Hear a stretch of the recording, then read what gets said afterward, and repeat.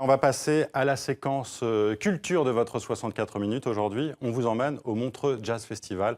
On retrouve dans un instant Michaela Meitert, qui est programmatrice dans ce festival. Mais d'abord, regardez et écoutez.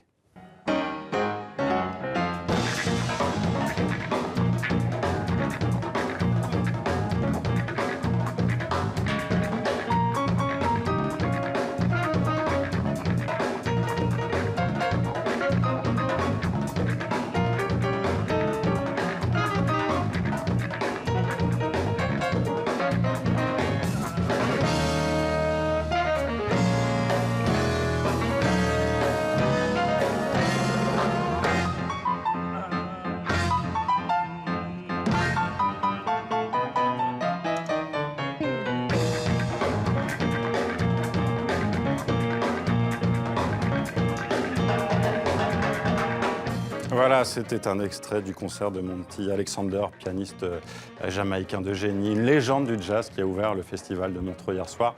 Michaela Meitert, merci d'être avec nous en direct de Montreux. Vous êtes programmatrice dans ce festival des Stalles Stravinsky et du club. Et justement, c'est ça votre festival proposé au public, ces grands noms du jazz.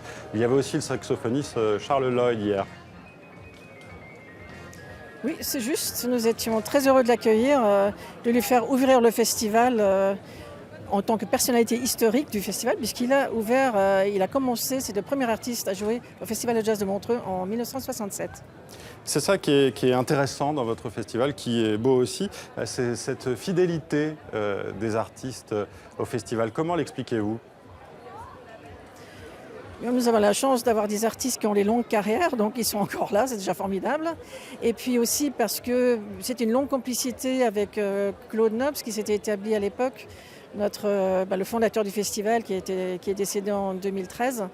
Et c'est des amitiés qui sont restées. Donc, et nous, on essaye évidemment de faire durer l'esprit de Claude, de l'adapter chaque fois, tous les ans. Et je pense que ça aide. Heureusement qu'il y a cette fidélité avec l'institution qui est devenue ce festival. Alors le festival, c'est une institution, vous venez de le dire, il fête ses 50 ans cette année. Il va y avoir du beau monde, Neil Young, Al Jarreau, Herbie Hancock ou encore Patti Smith. J'imagine qu'il n'a pas été trop difficile de les faire venir.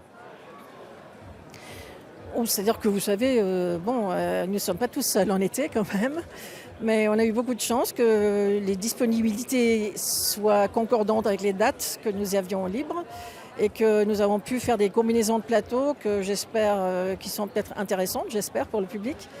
Et nous sommes très contents en fait. Si le temps continue comme ça, ce serait formidable. Alors en 50 ans, comment a évolué ce festival ? On parle beaucoup du fait qu'il soit parti du jazz pour s'élargir à la pop, mais aussi au rock et aux musiques nouvelles. Comment vous expliquez cet éclectisme aujourd'hui ? Je l'explique d'abord par le goût personnel de Claude Nobs à l'époque. Et lui, il a toujours eu l'esprit très ouvert. Donc c'était blues, gospel, rhythm and blues. Donc le rock qui en découle. Et tout ce qui s'est passé dans les années 60, 70 a affecté tout le monde. Tout le monde jouait ensemble. Enfin, il y avait des musiciens de jazz. Après, c'est fait ce qu'on appelle le jazz rock ou la fusion aujourd'hui. Donc du jazz électrique, commencé par Miles Davis, poursuivi par d'autres. Et donc tout ça s'est toujours joyeusement mélangé. Donc on a toujours favorisé le mélange des musiques, l'ouverture de tout le monde sur tout le monde pour créer quelque chose de nouveau ou au moins s'amuser, disons.